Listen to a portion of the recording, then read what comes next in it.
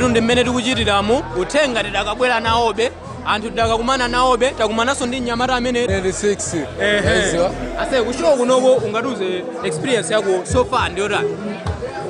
she say show in the fire ili fire right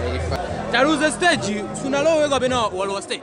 sina vibe sunakwere ndi anthu amene akudikirira kuti asene ndi kudikira 6 adikirirezo tani ase Diona na stage Diona na wompo okay aseraruze mwina kusogolo kuma feature projects ako akwenda bwana of course my features then uchuluka kwambili chakajira nongofuna basi ziba features kwambili no next year ndofuna ndibwera so ndio inaso so wene yosiyana aseneko yongobwera kuzasokoneza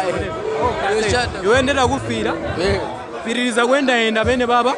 suku mweso zina zake apa asena ngongo khale khala ase safe uli safe okay ase